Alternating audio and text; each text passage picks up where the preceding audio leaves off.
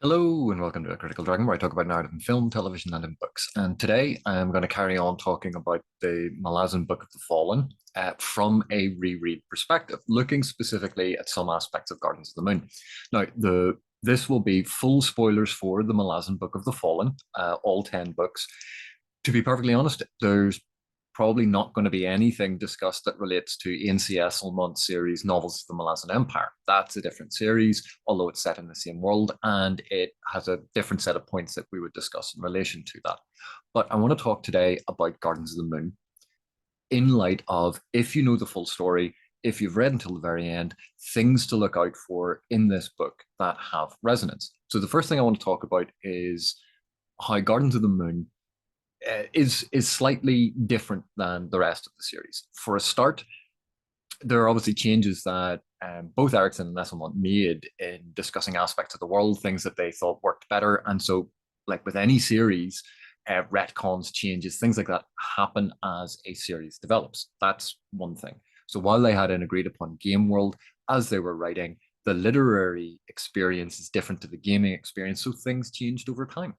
That's one thing. So there are aspects of Gardens of the Moon that don't naturally match up with the rest of the series quite to the same extent as the cohesiveness of the rest of the series. But the second thing is, to my mind, Gardens of the Moon functions very much as a prologue to the rest of the 9 books. So I'm going to take a break here, just very, very briefly, to go spoilers all for the rest of the series, because I'm not going to be talking about things that relate to later books. So spoilers all. Okay, right. So it begins as a sort of prologue. What do I mean by this? Well, we know that Kamensaud is ostensibly the creator of this series. So Kamensaud, for the most part, hides his narration. He's not an overt narrator. He is a covert narrator. He is hiding his position. But a narrative position quite often becomes more apparent through the choice of the things being shown. Because if we think this is, and here we have to balance the two different approaches to what narration is. The conceit that these are things that actually happened, because that's kind of what we buy into when we read fiction, but also the conceit or the reality of the situation, which is all of it is made up. None of it actually happened. So I'm going to be moving between these two positions. But essentially, if we take the conceit that, these are events that actually occurred, what the narrator chooses to focus on is actually quite important. So if you think, if a detective walks into a crime scene and you're going to describe what's in the crime scene, from the detective's perspective, they will list important aspects or potentially important aspects of that crime scene. But they're not going to list every single detail of every element in the crime scene, because then describing a simple crime scene would be a book in and of itself, because you'd be talking about the color of the walls, the shape of the walls, the size of the room, the dimensions. You would go into a whole lot of unnecessary detail. And that's the point. Things that are deemed necessary. So by highlighting specific elements, that raises them in terms of importance. And it's what we then believe in these are the necessary details for the telling of this tale. Now, that does not mean that every single element has the same weight as other elements, but that's the conceit that we work with. So when I say prologue, I think Erikson might refer to it more as an overture containing all of the elements that are then explored in the rest of the series. A lot of how I see Gardens of the Moon is that it is the rest of the series in microcosm. A lot of the different elements that are explored in the series are sort of there in vitro, in the beginning. And then each of the subsequent volumes tends to concentrate on a couple of them in much, much greater depth, as well as showing the whole sequence of events leading up to Kamensaud being freed. So let's talk a little bit about this. For a start, Tavor is incredibly important to the crippled god. In order to understand who Tavor is, he wanted, or Kamensaud wants to illustrate the importance of Tavor's decisions, the rejection of being adjunct. And so one of the key elements on a reread of Gardens of the Moon that perhaps that we don't focus on is Lorn, the importance of Lorn. Lorn is an adjunct. And then we have that dinner scene in Peel with Dujek and the others, where we see the decision that Lorn makes, choosing between what she believes is right, what is important to her as a person, and her role as adjunct. And we see that tension. This is a key aspect of Gardens of the Moon. And yet, when we think about it in terms of the greater narrative, this is just like the decision that Tavor has to make when Lucine makes the offer to her in Malaz City about the Bone Hunters and the Wickeds. We are seeing it being foreshadowed, and we see Lorn make the decision to side with the Empire, to be the Empress's will, to subsume what she believes is right, to do her duty as it is seen from the Imperial perspective. Tavor rejects that. So by showing us Lorn's decision, what Kalmansod is kind of doing is illustrating the importance of Tavor's decision. Because when we get to that, we now understand what could have happened had she decided the other way. So it's kind of illustrating that. So Lorn is very much foreshadowing and is the element that illustrates Tavor. And I think that is an incredibly important aspect. So in rereading Gardens of the Moon, paying attention to how Lorn is described, Lorn's decisions, how she is evoked, and contrasting that with Tavor's journey, I think is very, very revealing. The second point is thinking about Ganos Paran. Ganos obviously is important for setting up who Tavor becomes, because it's through the betrayal of the Bridgeburners, as it's sort of framed, this public denouncement of the Bridgeburners that leads Tavor having to make the very public culling of the nobles, which results in Felison being sent on her journey. And that becomes a defining moment for Tavor, where she made the same decision as Lorn to side with the Empire, to do her duty as adjunct. And yet she tries to covertly undermine that until that doesn't actually work out. It doesn't succeed. And she realizes that you cannot work that way. So again, seeing Ganos as part of Tavor's journey is important in this aspect. And the second aspect of Ganos is when we first meet him, not as the child where he is sort of precocious, but standing in that field of the dead soldiers. From that moment on, we realize that he is different. He is not your usual soldier, that he is an individual, that he is going to do things his way. And we see a lot of that being emphasized, like the riding the horse into the throne room, all of these sorts of things. The fact that he is immediately killed upon going into Peel and being resurrected, being a pawn of the gods. And yet part of his journey in Gardens of the Moon is rejecting being a pawn of the gods, deciding to be his own man, getting out from under their power.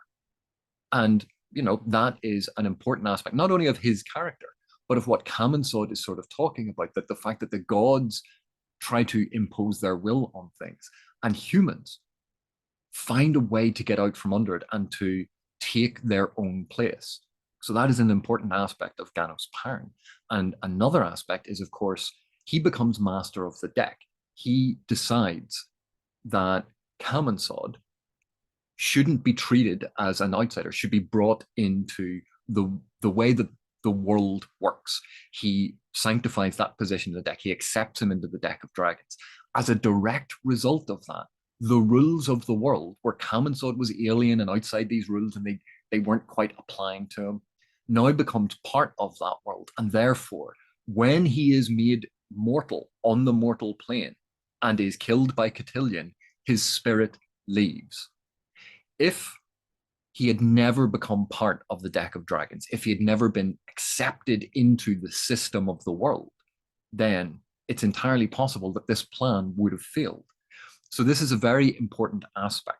And so we see, again, this is tied up in who Ganos is. So it makes sense for Gardens of the Moon to concentrate on Ganos' journey, his interaction with these supernatural beings. The fact that in the sort of the attacking, the scene with the hounds, they are monsters, they are brutes. And yet when Ganos is transported into Dragnapur, his immediate reaction is to free them.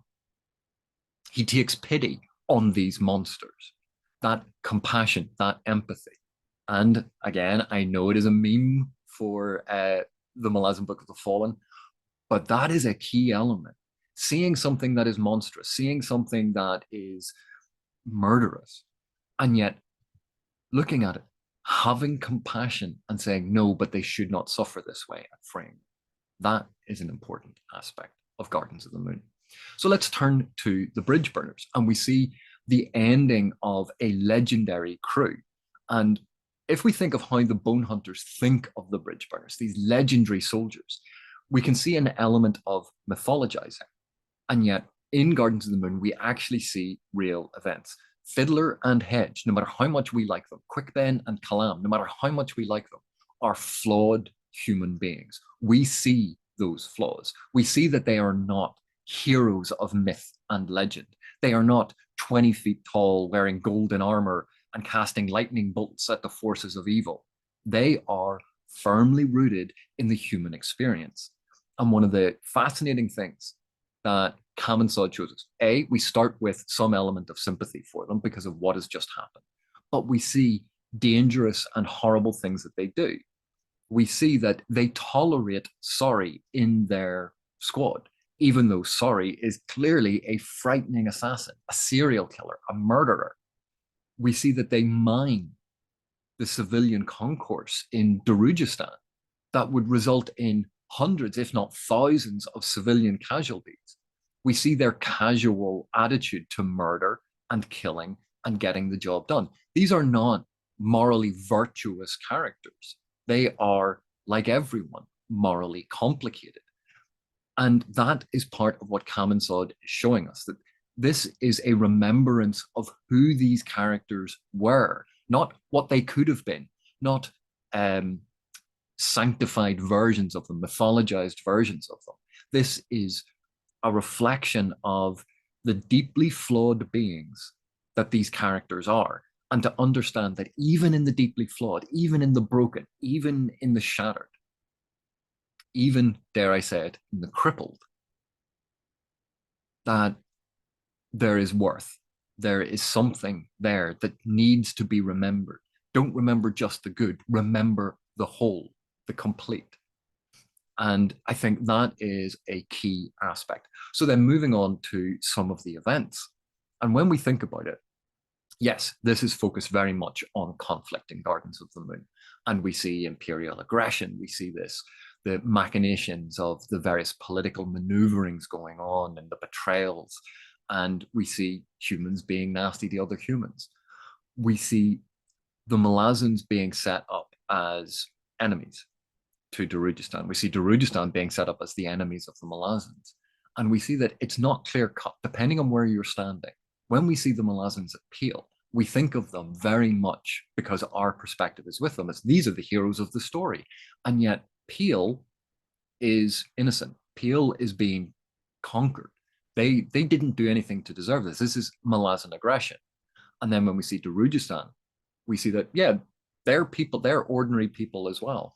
And so we get this very complicated picture that is emphasizing, depending on where you stand, things that can look evil or things that can look good, who is on your side and who is not on your side, can shift radically depending on how you look at it.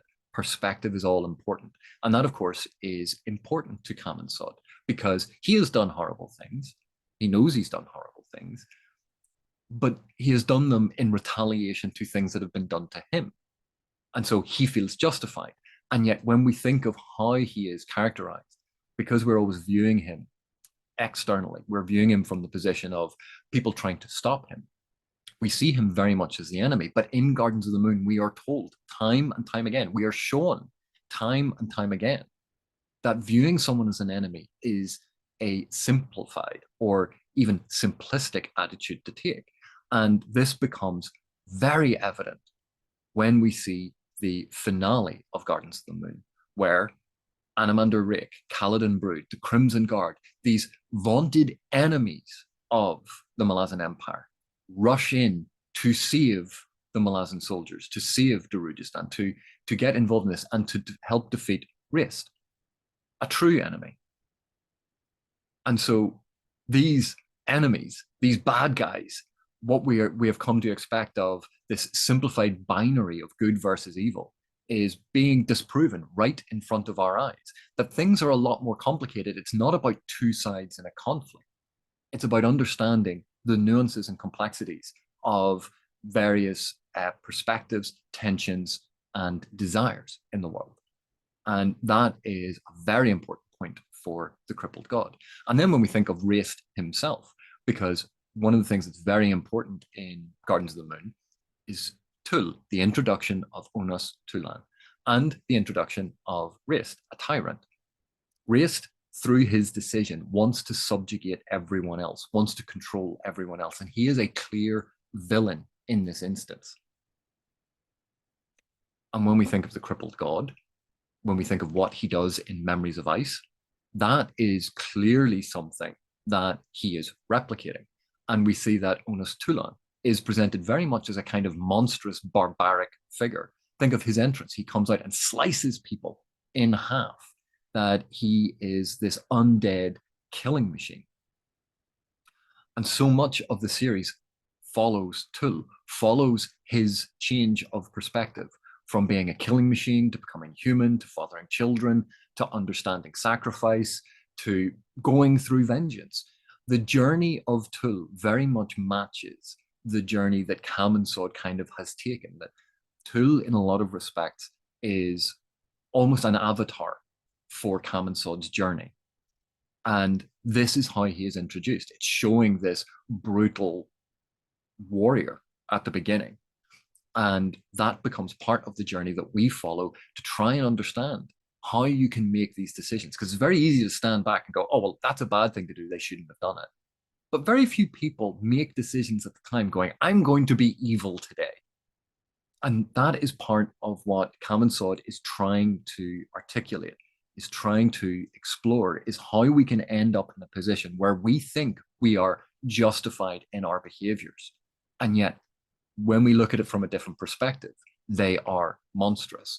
And then, can we ever come back from that? Can we be redeemed? Can we try to make amends for what we have done in the past?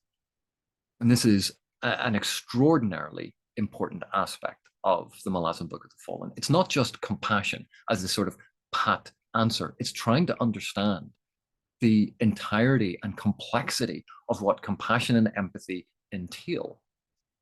And that is present here. We see that Wraith, as a tyrant, this monster, this powerful monster, being set up.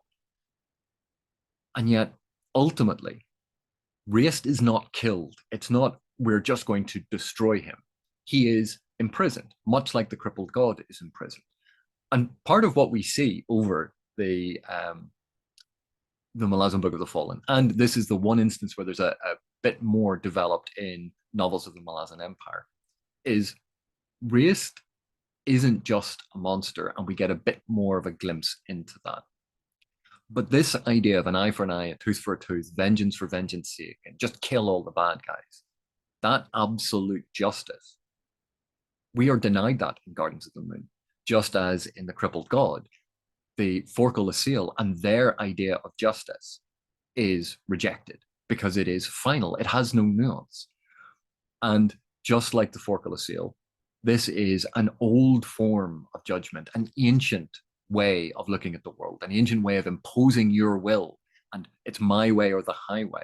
And that is rejected in Gardens of the Moon, which foreshadows the rejection of the Forcal Assail. And so we can see all of these different elements playing significant parts as we go through the series. When we then consider Shadow Throne and Cotillion, and obviously Sorry, the journey that Cotillion goes on from the possession of a mortal and the manipulation of a mortal to then feeling regret for that, for what he has done.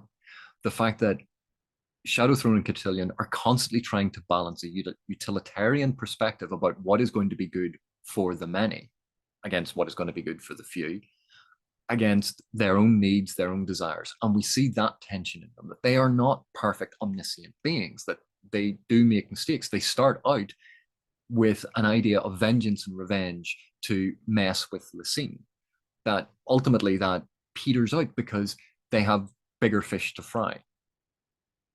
And that is an important point as well. It's not just about lashing out and getting vengeance or revenge for ills that have been done you, because that doesn't fix or rectify what has already happened. It's about moving forward, trying to find the best thing to do to try and improve the situation. And that is a transition that both Cotillion and Kellanved go through during the course of the season, or the course of the series. And when we think then of the interaction of all of these things, of the divine, the semi-divine, the mortal, and the constant byplay between them, and that is a major focus of the series, where we have mortals contending with gods on a level playing field, something that shocks Kamensaud and shocks us as readers. As we see the scale of this, we see mortals contending with gods almost as equals. And this is shocking as a first-time reader, but on a reread, we see how this is actually part of what Kamensaud is exploring, the importance of humanity, the importance of mortals to this story, that gods are not separate beings. Gods are not all-powerful, omniscient, and always right. They are fallible. Yes, their level of power that they can access is greater, but they are just as fallible. They have their own foibles. They have their own flaws and weaknesses. And that is emphasized in this. Plus, in all of this, we have the importance of the past affecting the present, which is obviously the foundation for the future. The sins of the past keep coming up, and it's how we deal with it each and every time. Ganos Paran, as a noble, is representative of the nobles once again infiltrating the military, despite the culls that have happened in the Empire in the past. Lo and behold, the very next book opens with a new cull. This constant referencing to the previous decisions and how they impact the future. This keeps coming up. We see Onas Tulan, the jagged wars of the past, and the fact that Raist is a tyrant. So we are immediately on Tul's side. But then later on, when that is explored, we realize, no, the MS were genocidal maniacs. Yes, they were angry about tyrants, but they damned an entire race for the acts of a few. And even then, it turns out that these tyrants may have been influenced by something else, something that's explored in Memories of Ice and also in the novels of the Malazan Empire, that the Jagged may have been victims. And that is very complicated. So while this is a sort of whistle-stop tour of all of these things, I think Gardens of the Moon, if you think about the different movements that happen, the themes that are explored, and the different elements that are explored there, you can see that it's very much a microcosm of the entire series. And when we pay attention to the relationship between the mortals and the immortals, or the mortals and the gods, that is something to focus in on. How Lorn is explored. And that, I think, is possibly the most important aspect. Lorn is central to a reread, whereas on a first read, quite often she is deemed secondary, that she is deemed unimportant. And yet Lorn's journey is illustrative in contrast to Tavor. And she is at the center of all of this. Anyway, I am sure there are going to be other points. Hopefully I will be able to have this discussion with a couple of other people, get their feedback so we can tease out further points. So if there are other aspects of the novel, Gardens of the Moon, that you'd like me to focus on in terms of rereads, please let me know in the comments, and hopefully I'll be able to take it up maybe with Philip. I'll also see if I can get Steven Erikson to have a chat with me about this. Anyway, thank you very much for watching. Thank you for your continued support, and I will see you in the next one.